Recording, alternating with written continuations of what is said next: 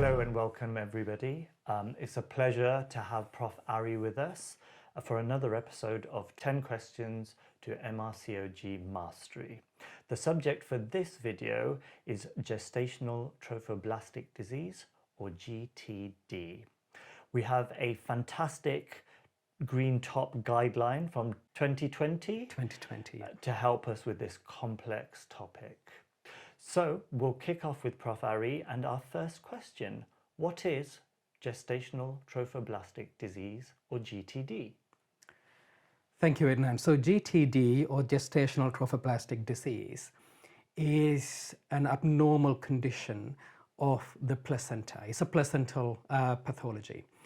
Now, there are pre-malignant conditions which come under gestational trophoblastic disease, and then there are malignant conditions that can be gestational trophoblastic disease. The pre-malignant ones, there are two of them that one needs to know. The first is, they're both molar pregnancies. The first is partial molar pregnancy, and the second is complete molar pregnancy. In terms of the malignant conditions, there are four that one needs to remember: invasive mole, choriocarcinoma, placental site tumor, placental site trophoblastic tumor, and then epithelioid trophoblastic tumor. These are the four conditions that are malignant. So those six conditions are GTD, gestational trophoblastic disease. We need to make a distinction between GTD and GTN, which stands for gestational trophoblastic neoplasia. So what is GTN? When you have GTD and you have treated it, despite the treatment, if there is persistent HCG in the blood, then that is defined as GTN. So for GTD, you need histology for the diagnosis. For GTN, you don't need histology. The diagnosis is based on serum HCG. Thank you for that excellent explanation, Prof. Ari. The next question we have, question 2, is what key epidemiological facts about GTD can you tell us? So some of the key epidemiological facts that one needs to know about GTD and GTN are that the incidence of GTD in the UK is about 1 in 700 live births. But on the other hand, GTN is much rarer. It's about 1 in 50,000 live births. Now, there has been data in the past that GTD is commoner in women from East Asia, particularly Japan, Korea, and China. But there is emerging evidence that is suggesting perhaps the differences have been overstated and perhaps not as much as we thought before.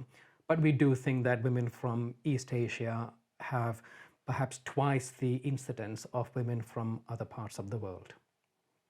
The third important epidemiological information is that the incidence of GTD appears to be decreasing, which is fantastic news, isn't it? Absolutely. So that is important. And the final epidemiological fact that perhaps one might want to remember is that the age of the woman matters in terms of her risk of getting GTD. We know that women who are very young and who are very old are both at increased risk of GTD. Thank you for that explanation. Our next question, question 3, is what are the genetics of molar pregnancy? So the genetics of molar pregnancy is really important. Now, in a normal pregnancy, what we have 46 chromosomes, 23 from the sperm, 23 from the egg. So that is diploid 46 chromosomes in the zygote. Now, when we look at partial molar pregnancy, we have 69 chromosomes. In other words, it's triploidy. And essentially what happens there is that we have an egg with 23 chromosomes, and then 2 sperms fertilize the egg. So it is dispermic fertilization of the egg, giving rise to an abnormal number of chromosomes, 69, and that results in a partial molar pregnancy.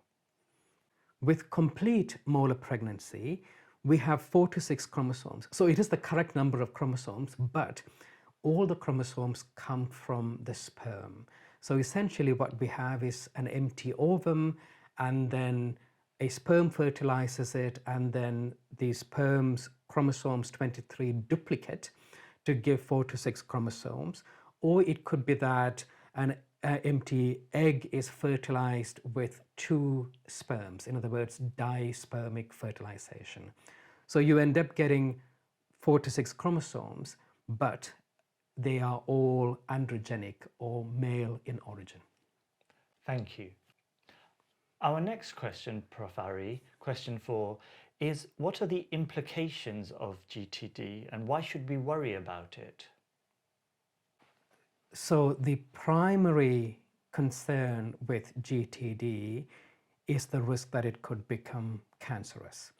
We know that about 50% of women who develop choriocarcinoma would have had a history of molar pregnancy in the past. Another way of looking at it is that 1% of women with partial molar pregnancy could develop cancer, and about 15% of women with complete molar pregnancy could develop cancer. So it is a condition that needs to be taken seriously, and we need to follow patients up and provide the right treatment. There are other potential complications too, other than cancer, that one can get from molar pregnancy. These include catastrophic hemorrhage that could compromise the woman's health, embolization of the molar pregnancy that can result in, say, respiratory complications and so on. So cancer and other complications mean we do need to take it very seriously. Thank you. So the next question we have, Prof. Ari, question 5, is how does GTD present? GTD can present after miscarriage. That's the usual presentation, but it can also present after a termination, an abortion. It can also present after an ectopic pregnancy and even after a live birth. These are all possibilities. Now, the usual presentation is with heavy, unscheduled, erratic vaginal bleeding. But there are also other symptoms that a patient could present with. These include hyperemesis, it includes hyperthyroidism, it includes early onset preeclampsia, and it is also possible that if there are metastases, there could be hemoptysis or seizures, for example. Sometimes the symptoms aren't there and the patient is picked up to have GTD by virtue of the fact that they have very high level of HCG on blood test, or that it is diagnosed on ultrasound scan. Thank you for that. Our next question is, how is GTD diagnosed? An ultrasound could suggest a diagnosis of molar pregnancy. With complete molar pregnancy, you would not have a gestational sac, but you will have a uterus filled with an echogenic mass, which is often described as having a snowstorm appearance. This is with complete mole. With partial mole, you might have a gestational sac and again a snowstorm appearance from the trophoblast, from the placenta. But these features are not diagnostic. Ultrasound doesn't have sufficient sensitivity and specificity to make a firm diagnosis of molar pregnancy. So what we need to do is to obtain the tissues for histology. So on histology, what you would see is that the villi, the placental tissue, would be hydropic and proliferative in nature. And that's what would give, histology is what would give the diagnosis. With complete molar pregnancy, the histology would not find any fetal tissues. It would find hydropic changes in the villi and proliferation of the trophoblastic tissue. That's what you would find. With partial molar pregnancy, you might see a gestational sac, you might see some fetal parts. but you would again see focal areas of hydropic changes and trophoblast proliferation. Sometimes you might need immunohistochemistry or checking the ploidy status to firm up the diagnosis. The immunohistochemistry is for P57 gene, which is a paternally imprinted gene which can help identify or separate out partial moles from complete moles. Thank you. Question 7 on our list is, what is the treatment for GTD? Thanks, Adnan. So I have a lot to say here. The treatment has many components to it. There are 3 elements. The first is that the tissues will need to be, the pregnancy tissues will all need to be removed from the uterus and sent off for histology. The second area is that if there is GTD found on histology, the patient will need to be registered with one of the specialist Gestational Trophoblastic Disease centers and followed up appropriately. The third is that if they have persistent GTD, then they will need chemotherapy. So these are the 3 areas to consider in terms of treatment. Let's look at these 3 steps in a bit more detail. So looking at the evacuation of the tissues from the uterus, the removal of the tissues from the uterus, the ideal way to do it is through surgery using a suction catheter. With complete mole, you can do surgery, suction catheter, to remove all the tissues because there aren't any large fetal parts. But with partial mole, there may be large fetal parts, and therefore you may need to do medical management of miscarriage to remove the tissues. Either way, all the tissues, once they have been removed, will need to be sent off for histology. Now, the surgery is best done with ultrasound guidance. This will minimize the risk of perforation of the uterus and also leaving tissues behind. And because the surgery can be complicated with the increased risk of uterine perforation and also hemorrhage, it is important that the surgery is done by an experienced surgeon. Why do we prefer surgical removal of the tissues to medical management of miscarriage? Well, there are at least 2 reasons. The first is that we know that if you do surgery, then there is less risk of needing chemotherapy later on. The second reason is that there is a small risk of embolization of the tissues if it is medically managed. Let me address a couple of questions that people often ask with surgical management of trophoblastic disease, molar pregnancy. The first is, can you prepare the cervix like you would prepare or prime with missed miscarriage? The answer is yes, you can absolutely do that. You can either use physical dilators to dilate the cervix, or you can use prostaglandins to ripen and soften and dilate the cervix. That's absolutely fine. The second question that people often ask is, can you use oxytocic drugs like oxytocin or misoprostol if the woman starts to bleed during the surgical management? Well, we don't prefer to use it because of the risk of embolization of the trophoblastic tissue, but you need to do a risk-benefit assessment with every patient. So if the woman is bleeding very heavily, then the benefit of using oxytocic drugs might outweigh the risk of embolization. Ideally, you would want to use the oxytocic drug after the tissues have all been evacuated, so the risk of embolization is reduced in that way. The second principle that I mentioned is registration with one of the specialist centers. This is really very important because proper follow-up of HCG level and the appropriate guidance in terms of chemotherapy would improve the prognosis for the patient. In the UK, it is the practice that all patients with molar pregnancy are registered with a specialist, one of the 3 specialist centres in the UK, for appropriate follow-up and treatment. The third principle, of course, is chemotherapy when this is indicated. The advice for this will come from the GTD specialist centre. The chemotherapy treatment is based on the FIGO 2000 scoring system. Risk of needing chemotherapy is about 15% after complete mole, but only about 0.5% after partial mole.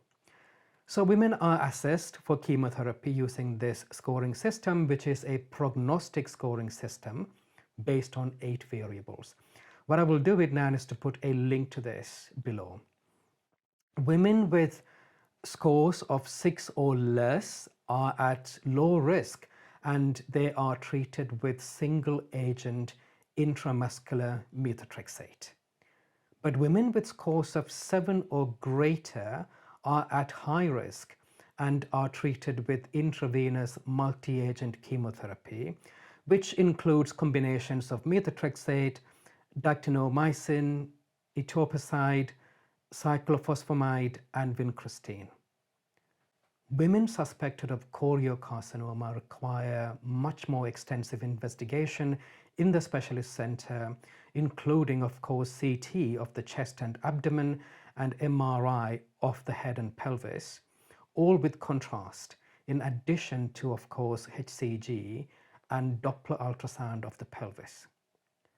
Now, women with scores of 13 or greater are recognized as having really high risk of mortality. This very high risk is from bleeding into organs or late deaths due to drug-resistant disease. Thank you for that detailed explanation. Our next question, question 8, let's look at the special situation of PSTT and ETT. How should placental site trophoblastic tumour or epithelioid trophoblastic tumour be managed? PSTT and ETT are somewhat less predictable in terms of the natural course of the disease and prognosis. They are also generally less sensitive to chemotherapy compared with molar pregnancy, so the preferred treatment is a hysterectomy. However, if there are distant metastases or other complications, then intensive chemotherapy will be necessary. And again, the guidance will come from specialist gestational trophoblastic disease centres where the patient should be registered. Question 9 focuses on follow-up. You've mentioned how important it is to follow up with GTD. What do you think is an appropriate schedule for this? So the key thing here is to ensure that the patient is not developing GTN or gestational trophoblastic neoplasia. And the way to do that is to ensure that the HCG returns to normal, because we know that if the HCG reverts to normal, then the risk of developing GTN is negligible. So the patient will need to have follow-up with HCG, and the practice, the regimen from the different centers do vary, but generally you would need to obtain urine plus or minus serum HCG every 2 weeks until it becomes normal. Now, one of the important things to remember here is that the commercially available pregnancy test kit cannot be used for this purpose, because if the patient has GTN, then they may be producing some abnormal variants of HCG which won't be picked up by the usual pregnancy test. Now, in terms of the overall duration of follow-up, the Green Top Guideline has some really helpful guidance on that. So for complete molar pregnancy, if HCG has reverted to normal within 56 days, that is within 8 weeks, of the pregnancy event, then the follow-up will be for 6 months from the date of tissue removal. If, on the other hand, HCG hadn't reverted to normal within 56 days of the pregnancy event, then follow-up will be for 6 months from normalization of the HCG level. Now, for partial moles, the follow-up is concluded when the HCG returns to normal on 2 samples at least 4 weeks apart. Question 10 that we have is, what is the recommended time interval before trying for another pregnancy? So for women who haven't needed chemotherapy as part of their treatment, they shouldn't conceive until their follow-up with the specialist GTD center is completed. Now, for women who've had chemotherapy, the advice is that they shouldn't conceive for a year after they have completed their treatment. So they need to wait for a year after they have completed the treatment before they try to conceive. Thank you so much for answering our 10 questions. We're hoping to have 2 bonus questions. So question 11 is, how should a twin pregnancy where we have 1 viable pregnancy and 1 suspected molar pregnancy be managed? There are a number of important issues to consider here. So the first issue is early fetal loss, miscarriage, which is quoted to be around 40%. The second concern is preeclampsia, and the risk of that is about 20%. And the third is that there can be preterm birth, and the risk of that is 36%. So it is possible to have a live birth in this situation, which is good for women who wish to continue with pregnancy. And what's really reassuring is that the risk of GTN after a twin pregnancy like this and a live birth doesn't appear to be increased. So the GTN risk is not increased. Women who wish to continue with their pregnancy will need to have increased monitoring for preeclampsia and fetal and maternal well-being during the pregnancy.